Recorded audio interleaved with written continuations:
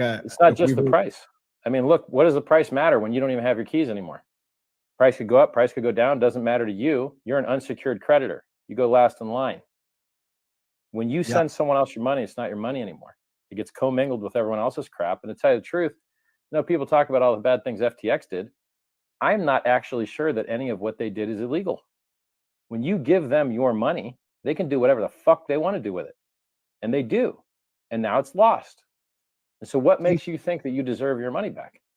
You're not a secured creditor. You don't have a UC1 form or UCC1 form. You're an unsecured creditor. And so, I beg and I plead, literally beg and plead for you guys to take self-custody. Literally beg and plead for you guys not to buy scams. You all do it anyway. You spit in my face and you call me a scammer, the guy that writes self-help books and has raised $27 million for charity and gets the prices right for free all the time. I should be worshipped in this industry. Yet everyone has more followers than they. It just blows my mind. Scammers. Three Arrows Capital, bankrupt, more followers than me. Michael Saylor, down $2 billion, more followers than me. SBF is Sam Bankman-Fried, just jacked everybody, more followers than me. What's wrong with you people? Do you hate money? Do you hate yourselves? Don't you want to accept the free advice from the winner, the grand champion? Me, grand champion. No one close. Nobody. Okay, so grand champion, sir. A few questions. First of all, do you think that FTX holders will get any money back? And if yes, what do you think? What do you think they'll get back? FTX invest, not holders. FTX. It doesn't sound like it, man. Because here's what's up. When a bankruptcy happens, the people that go first in line are the secured creditors. And other people that aren't you, the retail depositors, are likely to have superior preferential contractual agreements that in the event of default, they're going to get made whole before you. And the hole is so big that whatever assets they have that are of value, whether it's their customer list. So for instance, LUL, when Celsius went bankrupt, they published their customer list with everybody's names and their payouts. And so now you can go on-chain track everyone that was a Celsius customer and see which actual crypto balances are theirs, because there's timing analysis. Oh, this guy got paid this amount. Oh, look, that amount was on chain. Lol. I guess that guy's that account. But you ever hear about Hex.com users getting doxxed? Nope. You ever hear about Hex.com users getting hacked? Only if they give away their keys in some retarded way by using a fake app or just talking to a fake customer support that just messages them and they're like, oh, here's my private keys. I created the thing that literally solves yield generation while holding your own keys and gave it away for free to Bitcoin holders. And it went up in price 10,000 fold. Bitcoin dropped 75, Ethereum dropped 85, Hex dropped 95%. Standard basic fare. Now here's the problem with Bitcoin. How many people got Bitcoin to dump now? US government just says another $1 billion from the Silk Road hacker. Right. Brand new, just happened last week, maybe a few days ago. Another $1 billion the United States government has to dump on your heads of Bitcoin. But they didn't get any Ethereum. They didn't get any Hex. Michael Saylor, he took on leverage, told him not to, told him ladies, liquors, and leverage is how you get a smart man to go broke. Idiot. Bought the top, sold you the top, helped make the top. Now he's down $2 billion and took leverage. And what was his liquidation? 13K? On our way there, buddy. I think some of them were 4K. I think it's $4,000, and it's only on some of. It's only the stuff with secured loans. Very, very, very. Why buy the top with leverage, bro? Yeah. Why? Why not just listen to Richard Hart and win? All right. So listen, in the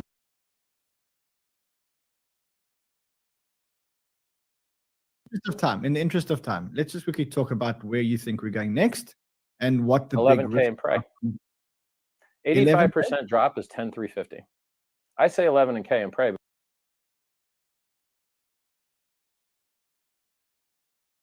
It was easier to say 10K when we had a 65K top. We did the 6K, the 6% Judas candle to 69K for one single day.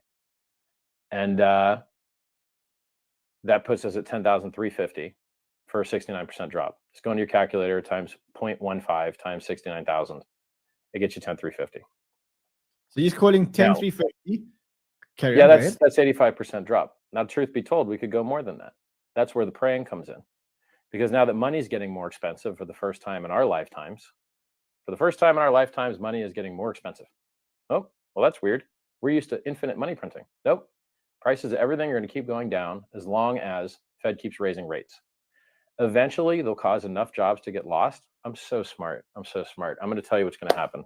Ready for this? Wait, Yeah. baby. The dual mandate for the Federal Reserve is that they try and make everyone have jobs, and they try and keep inflation at 2%. And these two things fight each other. It's a lot easier to give everyone jobs when you're printing infinite free money. But when you make money more expensive to slow down the inflation, guess what happens? People start losing their jobs. So now you see 11,000 layoffs at Facebook. You see 20% of everyone's teams getting laid off, 15% of Coinbase, 15% of everybody's getting laid off everywhere, basically. And so what the Fed is doing is, since their dual mandate is keep everyone employed and keep inflation at 2%, now that inflation's 8 or 9% or more, depending on how you measure it, they're going to bring inflation down by slowing the money printing, and they're going to sacrifice people having jobs. And so more people are going to be unemployed. Now, when more people are unemployed and they have less money, it's harder for them to buy stuff. It also helps bring inflation down. But basically, they're going to bring inflation down by putting you out of work. Kind of sucks. It's not an ideal setup, but that's their dual mandate. Their dual mandate are two things that fight each other. Print money like it's going out of style so that everyone's employed, or slow down the printing to slow inflation down, but then everyone loses their jobs. Okay, so Fed's going to tighten. Most of these jobs are fake, by the way. Most people's jobs suck. What I mean, look, they say that they say that the jobless rate is getting, that there's more people that are there are less people that are unemployed. More people have jobs than ever before, and that's usually because most people have 3 jobs at the moment because that's the only way they can pay their bills. That's a fact. I don't know, man. I mean, I hear about a lot of layoffs happening. Yeah, so if we had, I don't believe half of what the government says. Okay, they're obviously not good at this stuff, which is why we had to invent cryptocurrency in the first place. If they weren't idiots and stopped printing the money like it was a joke, stealing the value of your money every single day. So they don't steal your money, they steal the value of your money, which is why your money doesn't buy anything anymore. Houses went up 3x in the last 10 years. Stock market went up 3x in the last 10 years. Yeah. Rolexes went up 2 or 3x in the last 10 years. Why? Infinite money printing. Rich, so, at 10,500, would you be a buyer of Bitcoin? Bitcoin's garbage. I would never, ever, ever buy it. Ever. Never. You buy Bitcoin, you're going to suck middleman D for the rest of your life. There's no on-chain exchange. There's no way to de-risk on-chain. So you have to suck middleman D and send them to your Bitcoin and be like, please, please send me a little credit on your system that says you'll wire transfer me pretty please. And then sometimes they don't. What about Ethereum? I know exchanges that owe people money. They don't give it to them. You can send as many selfies as you want. Binance is one of those exchanges, by the way. I know people that can't get their money off of it. Because?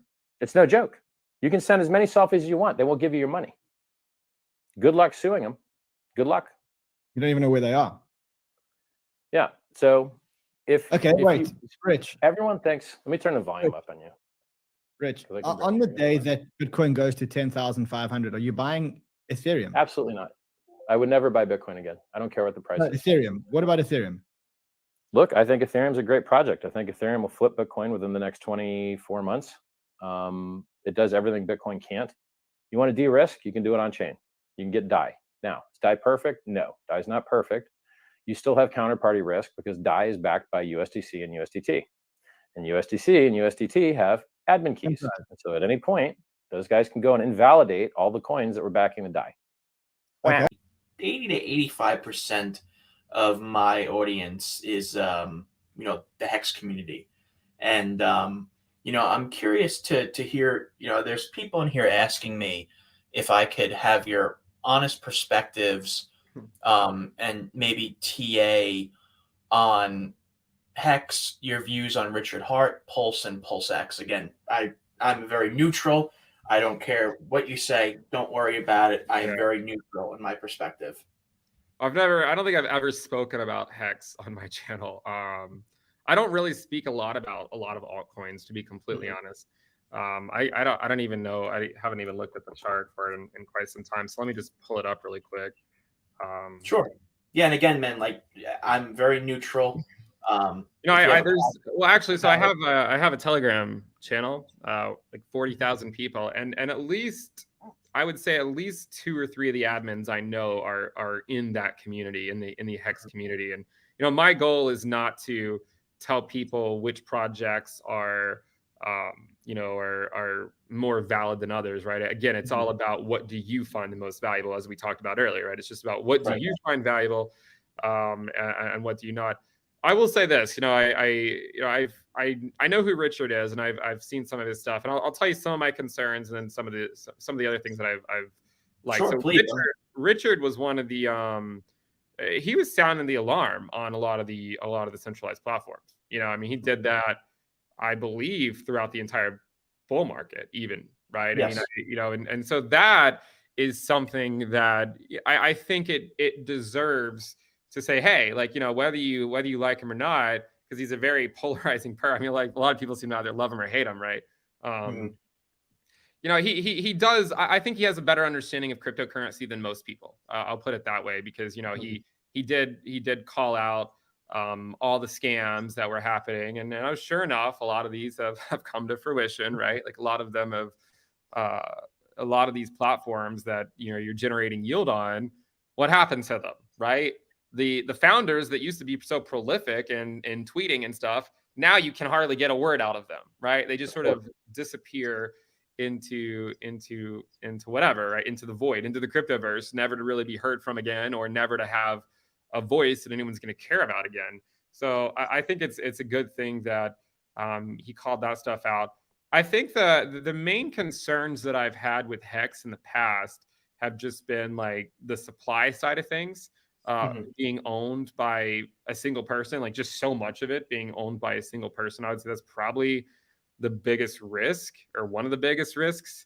Honestly, I haven't spent, being completely honest, I haven't spent a ton. No, please. I haven't spent a ton of time researching it. I think everyone wants me to have some like well-formed opinion about something, but I'm also, one great thing about going through a PhD is you learn that there's so much that you don't know, right? So like, I don't want to act like an expert about something that I'm simply not an expert at. I think the biggest concern for me was just, so much of the supply being held by a single person, and that risk there. I think that is probably one of the biggest risks that there is.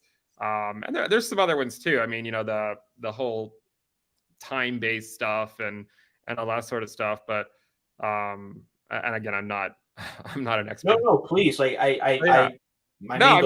That's basically where I stand. I don't own any, and I've never bought any. But I mean, at the same time, maybe the joke was on me, because it did go up quite a lot